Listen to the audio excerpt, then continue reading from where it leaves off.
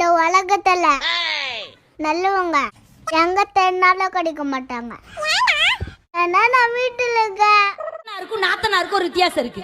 ஒவ்வொரு செங்கலா எடுத்து வச்சு வீட்டை கட்டினா அது கொத்தனாரு. சரி. ஒரு வீட செங்கலா பிரிச்சா அது பிரிக்க முடியாதது என்னவோ பொய்யையும் புருஷனையும், பிரிய கூடாதது குடும்பத்தையும் குழந்தைகளையும், சேர்ந்தே இருப்பது சரக்கும் ஃப்ரெண்ட்ஸும், சேராதிருப்பது சொந்தமும் பந்தமும். சொல்லக்கூடாதது இன்னைக்கு மட்டும் குடிங்க, சொல்லக்கூடியது இன்னைக்காவது நல்லா குடிச்சிட்டு போனா ஆம்பளைங்க வீட்டுல அலப்பற என்னென்ன பண்றீங்க?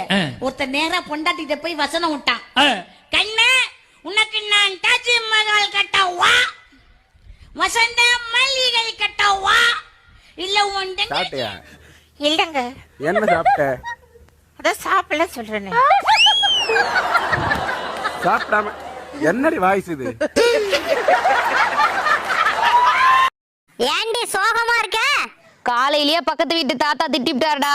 ஏன்? அவருக்கு 60வது கல்யாணமா, பத்திரிக்கை வைக்க வந்தாரு. பொண்ணு எந்த ஊரு, சொந்தத்துல கட்டுறீங்களா வெளியில கட்டுறீங்களான்னு கேட்டேன். அதுக்கு போய் திட்டிட்டு போறாரு.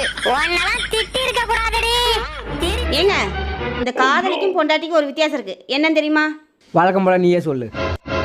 கைய வேகமா ஓங்கி மெதுவா அடிச்சா அவ காதலி, கைய மெதுவா ஓங்கி வேகமா அடிச்சா அவ தான் பொண்டாட்டி. திவ்யா, நீ யாரையோ நினைச்சு வாழா வெட்டியா இருக்க போற. நான் உன்னையவே நினைச்சு வெட்டியா வாழாம இருக்க போறேன்.